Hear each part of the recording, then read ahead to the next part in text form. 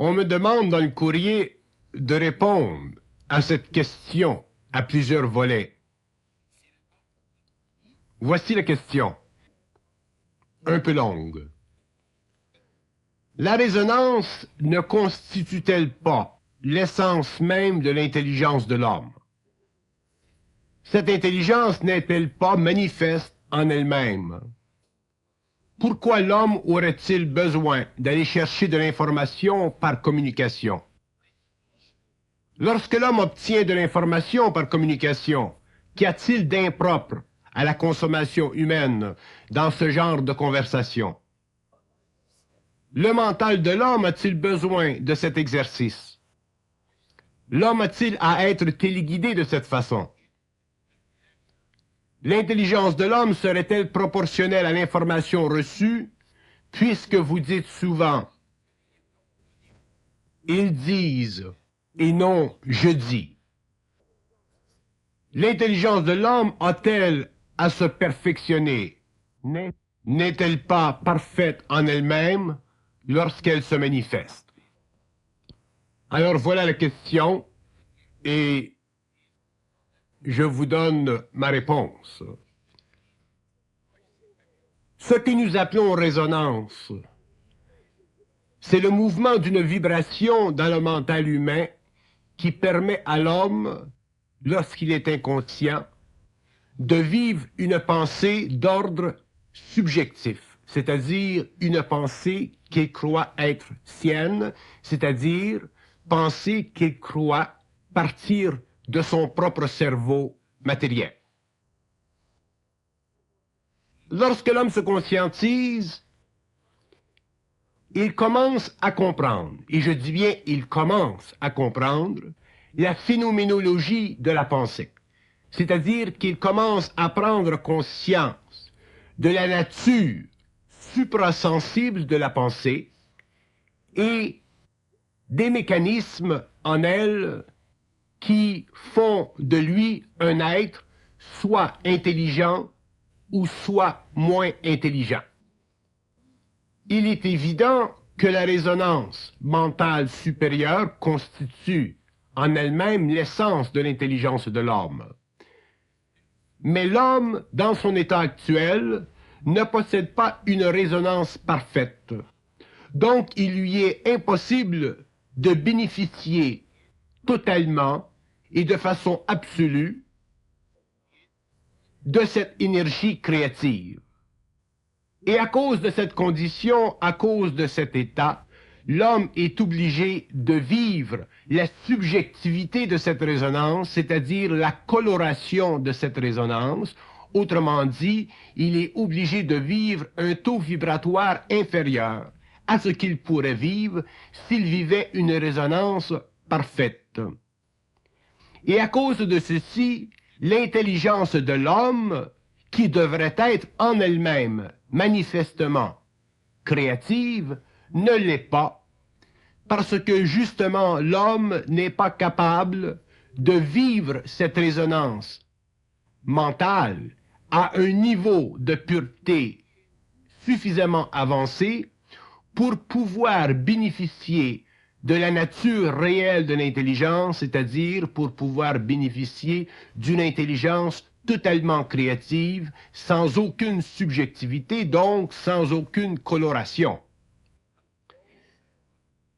Lorsque l'homme commence à prendre conscience, il commence d'abord au début à prendre conscience du phénomène de l'information communiquée, c'est-à-dire phénomène d'information qui lui permet de réaliser d'abord au début de son entretien avec la source même de son énergie créative, que cette information contient à la fois en elle-même l'aspect subjectif et l'aspect objectif de son rendement.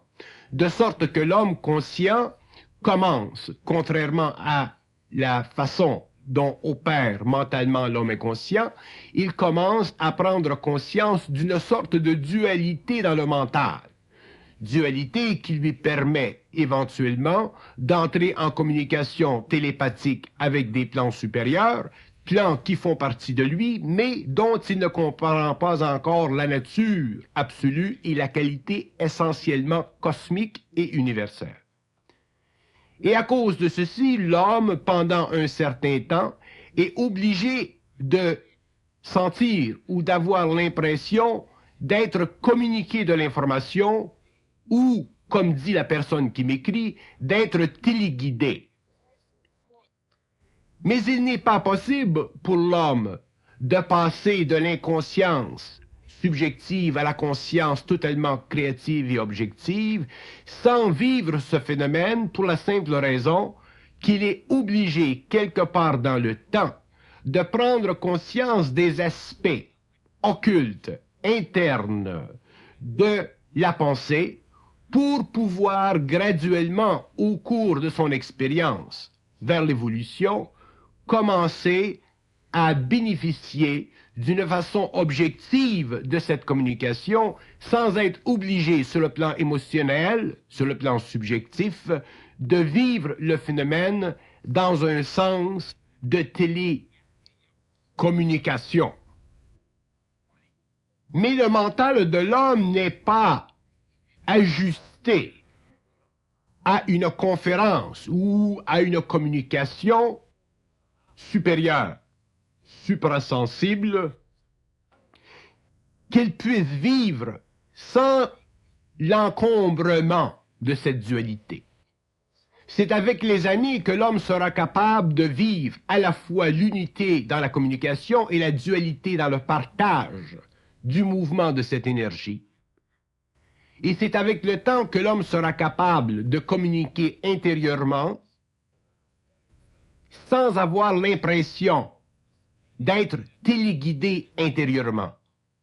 Mais tant que l'homme possède de la subjectivité, tant que l'homme ne connaît pas les lois du mensonge cosmique, tant que l'homme ne connaît pas les lois de son émotivité vis-à-vis son mental, tant que l'homme ne reconnaît pas l'attention émotive qu'il porte à la connaissance, tant que l'homme ne donnera pas à la connaissance intérieure une valeur quelconque, autrement dit, tant que l'homme n'aura pas appris à se détacher objectivement et absolument de toute forme de communication intérieure, il sera obligé de vivre l'aspect télécommunication ou l'aspect qui lui donne le sentiment d'être téléguidé parce qu'il n'aura pas atteint un niveau de centricité mentale suffisant pour pouvoir se dissocier psychologiquement de la valeur de la communication et de ne prendre dans cette communication ou dans cette valeur de communication que l'essence même, c'est-à-dire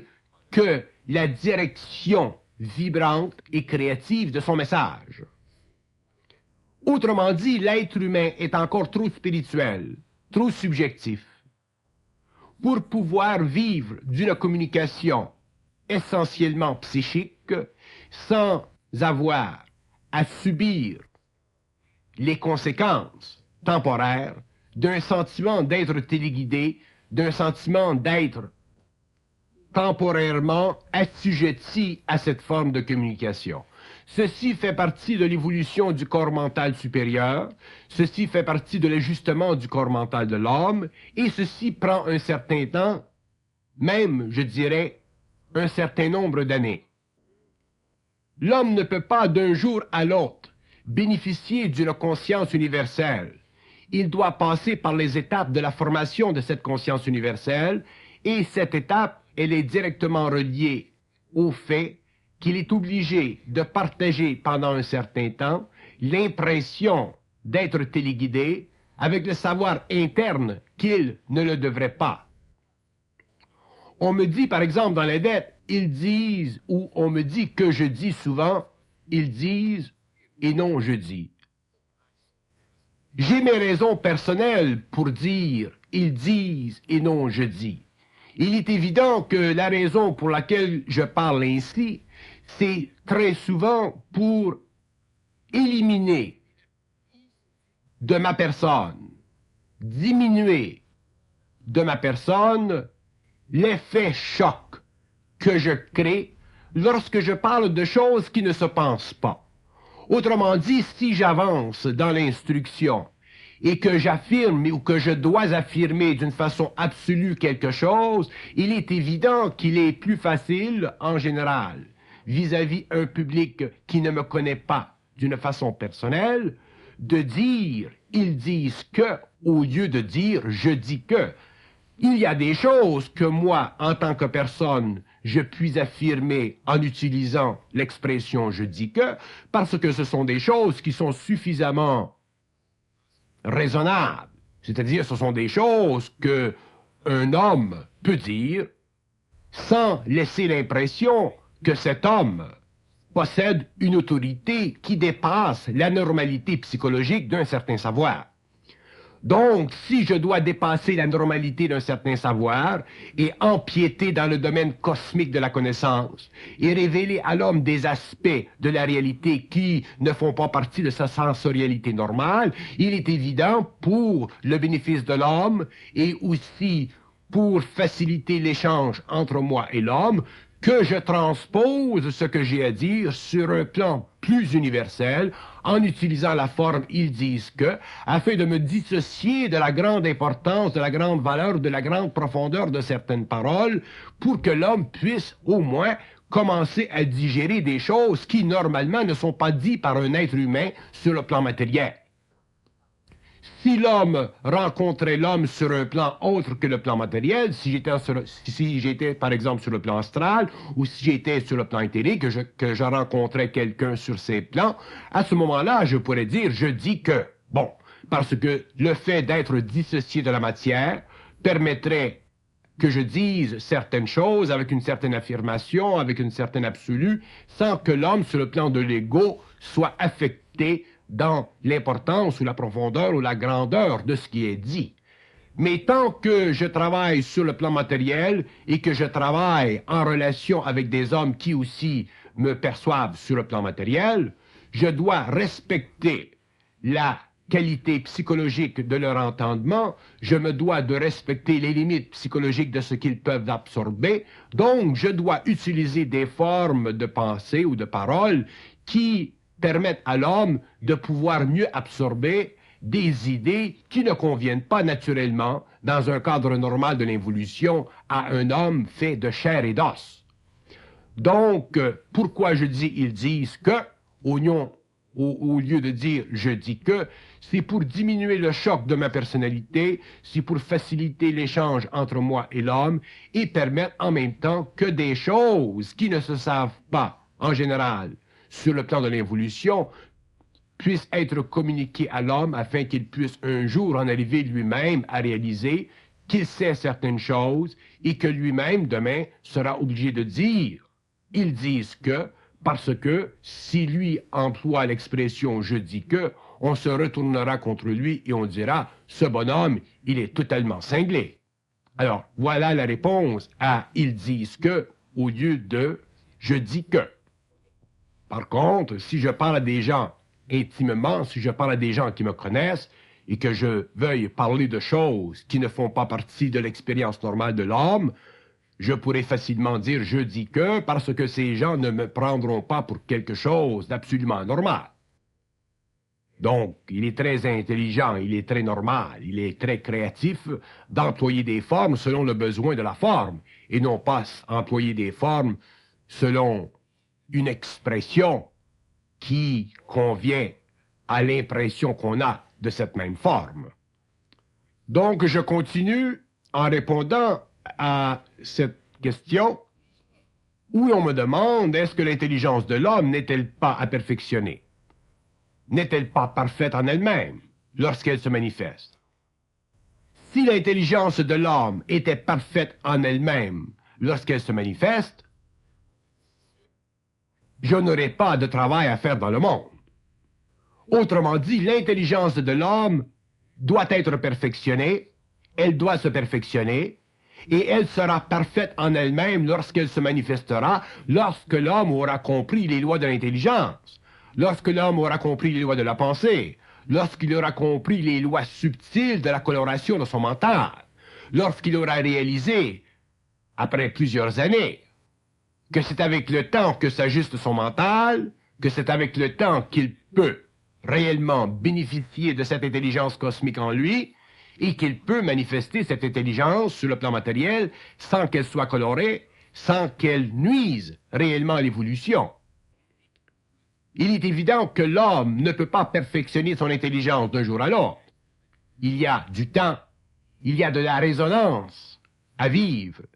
Donc, il y a en lui certains mécanismes subtils faisant partie de l'organisation intégrale de son mental qui doivent être mis en marche. Et ces mécanismes font justement partie de ce que nous discutons dans cette conversation. Nous croyons que le savoir est une chose facile à vivre. Nous espérons avoir le savoir. Nous voudrions avoir le savoir. Nous ne réalisons pas que le savoir est une énergie. Nous croyons que le savoir est une forme de connaissance.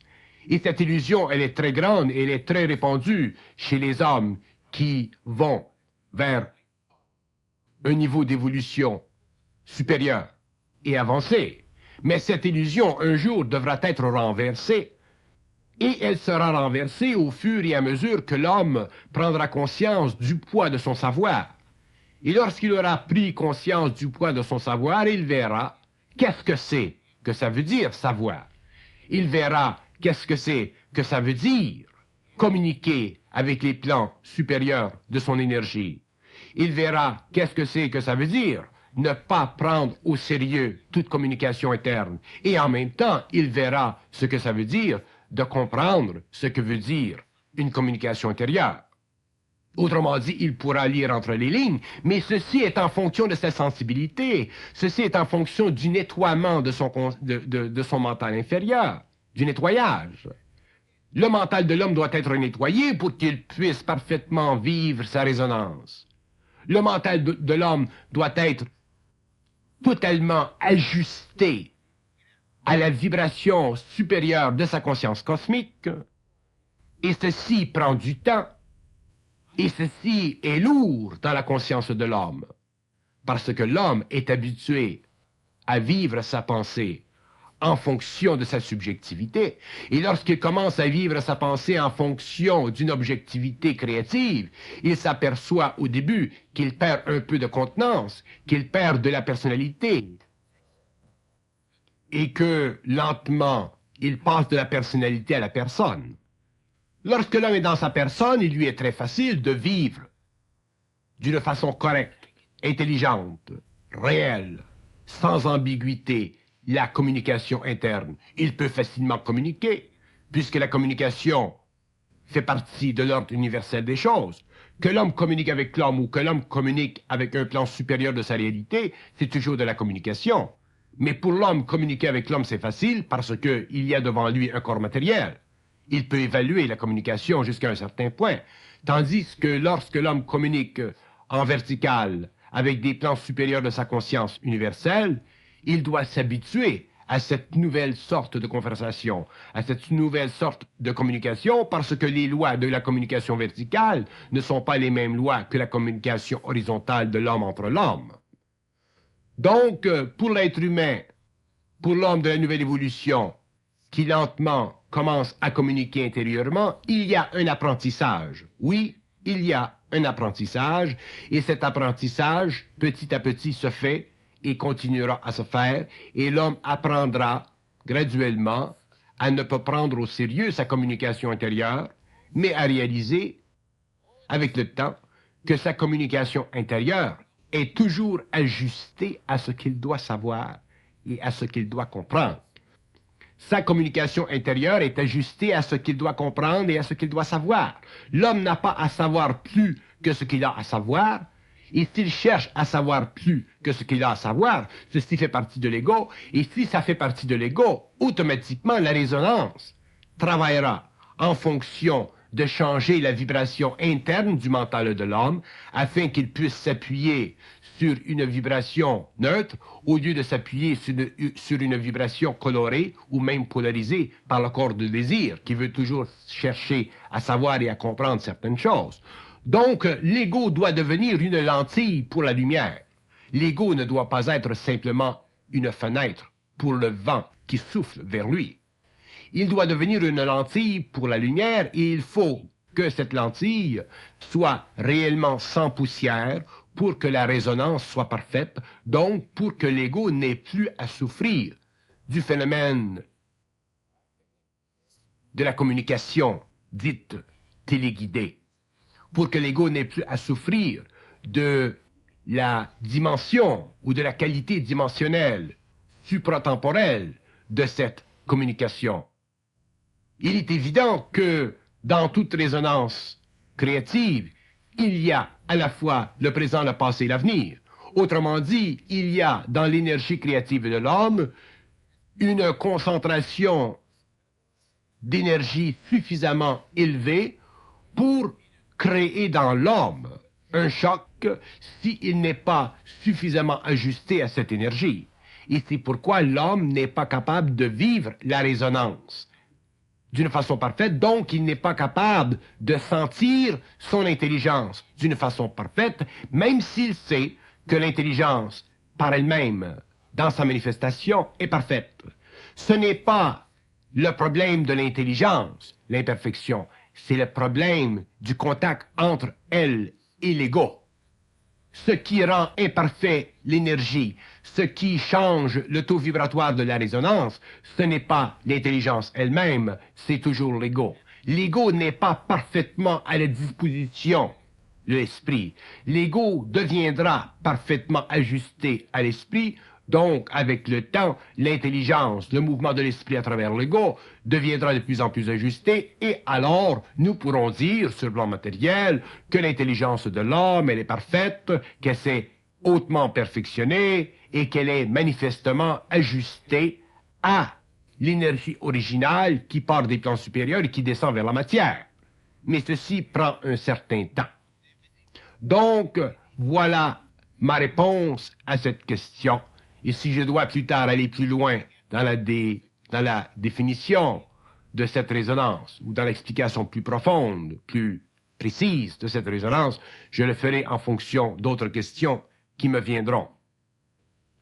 Donc, cette même personne continue dans son almanach de questions et me demande pourquoi y a-t-il toujours une perte lorsque l'on commet une erreur? Pouvez-vous expliquer l'automatisme de l'erreur? Serait-il possible de voir les conséquences de nos actes juste avant d'agir et pouvoir ainsi s'arrêter à temps, empêchant ainsi de se retrouver à nouveau premier du temps et de l'espace? Alors, je réponds ceci. C'est encore un phénomène de résonance. Si nous avions la parfaite résonance, si nous étions capables de capter l'énergie d'une façon parfaitement ajustée, nous ne commetterions pas d'erreur. Autrement dit, l'erreur est le produit du manque d'ajustement de notre mental à cette résonance.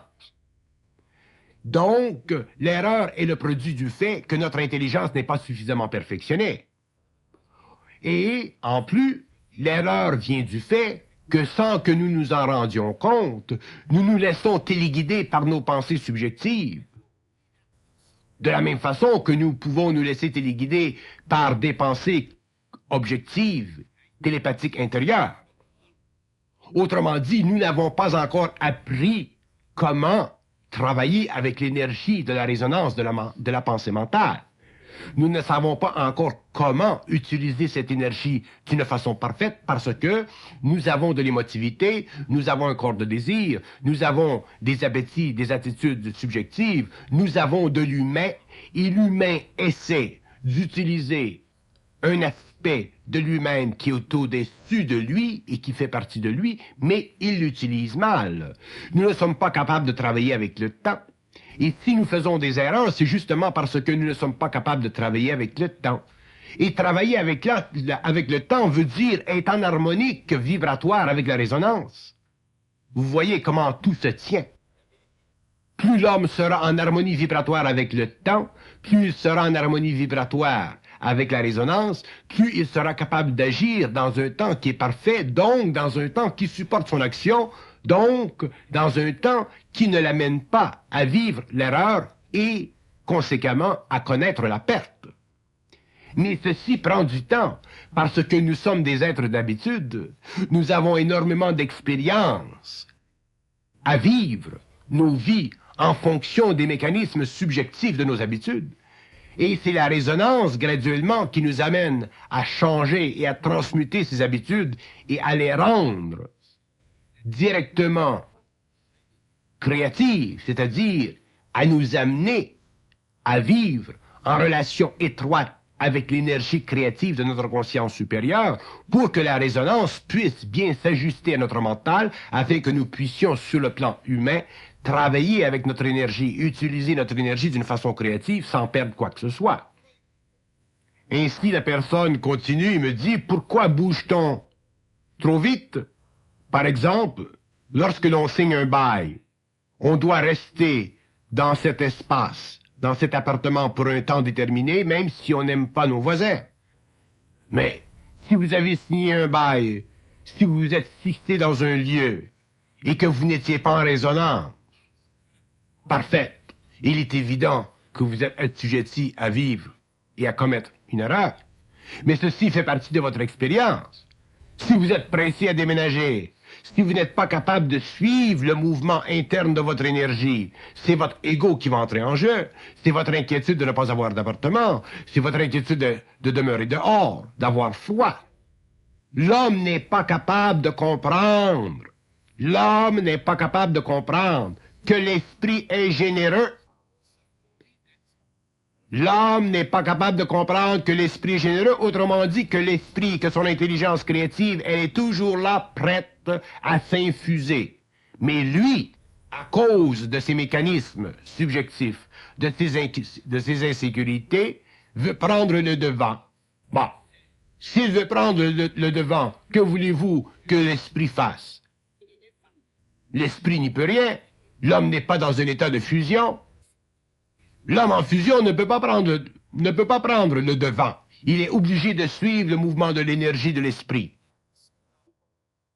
Mais l'homme qui va vers la fusion, il est obligé d'apprendre à suivre le mouvement de l'esprit. Et ceci est difficile parce que l'homme est mécanique. L'homme est fait d'émotivité, d'inquiétude, de crainte, d'attitude, de mentalité, d'idées. Donc il est mécanique. Il n'est pas créatif. Et c'est pourquoi il se fout dans une situation de bail, de signature de bail, pour s'apercevoir ensuite que le type ou les gens qui vivent à côté sont des morts. Mais ça fait partie de son expérience. Ça fait partie de son manque d'intelligence. Ça fait partie de la vie. C'est ça, la vie. La vie, c'est de la merde tant que l'on n'a pas compris. Tant qu'on n'a pas compris comment il fonctionne, tant qu'on n'a pas compris comment mal on fonctionne.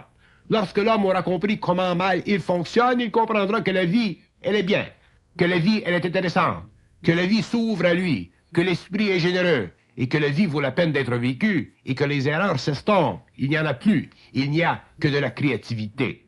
Donc, il ne s'agit pas, parce que nous connaissons les lois occultes de la conscience humaine, de blâmer les forces occultes dans l'homme. Il s'agit pour nous de voir que ce sont les hommes qui sont désajustés, ce sont les hommes qui sont inconscients, ce sont les hommes qui sont mécaniques, et ce sont les hommes nouveaux qui doivent perdre cette mécanicité pour en arriver un jour à être créatifs, à avoir, à posséder, à vivre des consciences réelles. Tout le monde sait que depuis des années, je parle d'écrire des livres. J'en parle tellement que j'en suis devenu un homme qui parle d'écrire et qui semble ne jamais écrire. Mais écrire des livres, c'est facile. Ce n'est pas là le problème. Si je peux parler, je peux écrire. Mais il y a un temps pour écrire, pour rendre le livre dans le monde, pour concrétiser le livre, pour lui donner une forme. Il y a un temps, il y a des conditions, il y a des lois. En ce qui me concerne, surtout, il y a des mécanismes subtilement occultes. Donc moi, en tant que personne qui peut écrire, qui aime écrire, qui doit écrire, je dois être suffisamment en harmonie vibratoire avec ma conscience, c'est-à-dire je dois être réellement ajusté à la résonance de mon énergie et ne pas faire interférence avec la résonance de cette énergie, sinon je ferai des livres avant le temps. Je ferai des livres qui seront mal imprimés. Je ferai des livres qui seront amenés à une maison d'édition qui, demain, ne pourra pas continuer à faire mes livres parce que cette maison d'édition, demain, sera en faillite. Ainsi de suite. Je donne des exemples mécaniques pour expliquer l'importance de l'homme d'être en harmonie vibratoire avec sa résonance, c'est-à-dire d'être capable de sentir le temps. Non pas le temps de l'ego, mais le temps de son esprit. Et c'est là le problème de l'intelligence. L'homme ne vit pas son intelligence, l'homme n'est pas dans son intelligence parce que l'homme se véhicule beaucoup plus à travers son intellect qu'à travers son intelligence créative. Il utilise beaucoup plus son intellect, c'est-à-dire cette partie inférieure de son intelligence, cette partie colorée de son intelligence, cette partie subjective de son intelligence, cette partie conditionnée de lui-même que l'énergie créative de son intelligence. Nous voulons contrôler nos vies, partir de l'intellect. C'est impossible. L'homme contrôlera sa vie à partir de son intelligence créative. Et lorsque l'homme sera dans son intelligence créative, il contrôlera sa vie parce qu'il sera en harmonie vibratoire avec lui-même. Et tant que l'homme n'aura pas fait ceci, il ne contrôlera pas sa vie. Sa vie le contrôlera. Les événements le contrôleront. Il verra constamment des échecs. Il verra constamment des murs. Il verra constamment des obstacles. C'est ça, la vie de l'homme, qui n'est pas en harmonie vibratoire avec son énergie, donc qui ne connaît pas les lois de la résonance. Il y a une loi universelle vis-à-vis ou en ce qui concerne la résonance. Une loi. Une loi. Et cette loi fait partie de la conscience de l'homme. Elle fait partie de l'intégration de son énergie et cette loi ne peut pas être connue, réalisée par l'homme tant que son corps mental n'a pas été ajusté à travers l'expérience à cette vibration de conscience, lui permettant ensuite facilement de connaître, de comprendre, de savoir, de réaliser quelle est la loi de la résonance. Et lorsque l'homme sera arrivé à ce stage, il connaîtra la loi de la résonance. Et il verra que la loi de la résonance lui dicte une chose. Ne te casse pas la tête, parce que si tu te casses la tête, tu t'empêches de vivre ton énergie. Mais l'homme se casse toujours la tête. Ça fait partie de sa mémoire. Ça fait partie de ses mécanismes. L'homme n'est pas capable d'attendre la réalisation de ce qu'il sait. Il veut manifester avant le temps ce qu'il préconise. Et elle est là son erreur. Et c'est là qu'il fait interférence avec son énergie. C'est là qu'il se met en désharmonie avec sa résonance. Et c'est pourquoi son intelligence n'est pas manifestement parfaite. Elle est manifeste, mais imparfaite. Parce que elle est colorée par des mécanismes subjectifs qui font de lui un homme à conscience planétaire expérimentale, au lieu de faire de lui un homme créatif à conscience cosmique, universelle, totalement ouverte sur l'infinité, c'est-à-dire totalement ouverte sur toutes les possibilités, c'est-à-dire totalement ouverte dans le temps, sur un appointement direct de son énergie et de sa matière. Là, maintenant, certains diront, mais oui, mais vous avez dit qu'à un certain moment donné, il faut la faire descendre, l'énergie. Il faut la faire descendre, la volonté. Oui, il faut la faire descendre, l'énergie. Il faut la faire descendre, la volonté. Mais faire descendre l'énergie et faire descendre la volonté ne veut pas dire hâter l'énergie. Vous ne pouvez pas hâter l'énergie. Vous ne pouvez pas la hâter. Vous pouvez la faire descendre. mais elle descend naturellement si vous êtes en harmonie vibratoire avec elle. Et si vous n'êtes pas en harmonie vibratoire avec elle, elle ne descend pas facilement, et là, vous avez besoin de la faire descendre parce que vous souffrez de son absence. Donc, le développement de la volonté de l'homme, le phénomène, le mystère de la volonté, parce que la volonté, c'est un mystère. La volonté de l'homme, sa réalisation, sa manifestation, elle se fait dans l'instantanéité lorsque l'homme a compris le jeu subjectif de son ego vis-à-vis la résonance de l'énergie. Lorsque l'homme a compris l'illusion de son ego vis-à-vis la résonance de l'énergie, vis-à-vis l'énergie créative, à ce moment-là, il commence à faire descendre l'énergie, c'est-à-dire que cette énergie descend parce que l'homme est prêt à la recevoir, mais il ne peut pas la recevoir.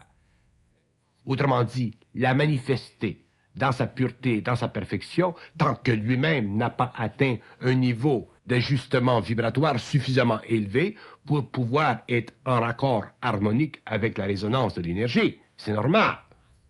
Donc, nous voulons de la volonté, nous connaissons, nous savons l'importance de la volonté, mais la volonté, ce n'est pas quelque chose qui vient par elle-même. La volonté, c'est quelque chose qui vient lorsque l'homme, petit à petit, se défait de sa mécanicité. La volonté, c'est quelque chose qui l'engendre. La volonté, c'est quelque chose qui fait partie de lui, mais qu'il ne connaît pas. Donc, dans le fond, la volonté, comme l'intelligence, fait partie de l'actualisation sur le plan matériel de l'énergie de l'homme, lorsque lui-même, sur le plan mental, sur le plan émotionnel, sur le plan vital et physique, est en harmonie vibratoire avec la résonance. Donc, la résonance de l'énergie cosmique de l'homme est un phénomène de vie, de vitalité. Ce n'est pas simplement un phénomène de désir. Ce n'est pas simplement un phénomène de connaissance. Ce n'est pas simplement un phénomène de recherche de la part de l'ego. C'est un phénomène de vie. C'est un phénomène d'intégration. C'est un phénomène d'unité. C'est un phénomène de personne. Ce n'est pas un phénomène de personnalité. Si l'homme est téléguidé sur le plan mental lors du début de son évolution vers une conscience supérieure, c'est parce qu'il est encore naïf, c'est parce qu'il ne possède pas encore la volonté réelle, c'est parce qu'il est encore assujetti à son mental supérieur, c'est parce qu'il n'a pas encore parfaitement intégré l'énergie, donc c'est parce qu'il n'est pas encore parfaitement ajusté à la résonance. Donc le phénomène d'être téléguidé fait partie du phénomène de descente de l'énergie dans ses plans, dans ses centres, et c'est avec le temps qu'il corrige la subversion, qu'il corrige la soumission, qu'il corrige l'assujettissement, qui est, dans le fond, une expérience nouvelle chez un homme qui n'est pas encore habitué à la puissance fracassante de son esprit. C'est pour ça que l'homme se sent téléguidé. C'est pour cette raison qu'il n'est pas capable de voir la différence entre une communication intérieure intelligente, autonome, partagée parfaitement entre l'ego et l'esprit, et une communication intérieure, subjective, colorée, spiritualisée, qui lui donne l'impression d'être téléguidé. Lorsque l'homme sera suffisamment conscient, suffisamment en résonance avec lui-même, il ne vivra plus, il ne connaîtra plus ce phénomène. Il sera capable de composer parfaitement avec l'énergie créative, il sera capable de parfaitement l'utiliser, et il ne sera plus capable de l'utiliser parce qu'il ne sera plus utilisable. Donc, elle sera cette énergie parfaitement harmonisée avec lui, et lui sera parfaitement harmonisé avec elle, donc les deux seront parfaitement unis dans une conscience intégrale, c'est-à-dire dans une conscience où le cosmique participe à l'évolution de la Terre et où la Terre participe au pouvoir de cette conscience universelle. C'est ça l'évolution. Mais ceci ne se fait pas d'un jour à l'autre parce que l'homme est fait de pièces détachées. Et lorsque je dis de pièces détachées, je veux dire que l'homme est fait d'attitudes, de toutes sortes. Et ces attitudes composent sa conscience égoïque subjective.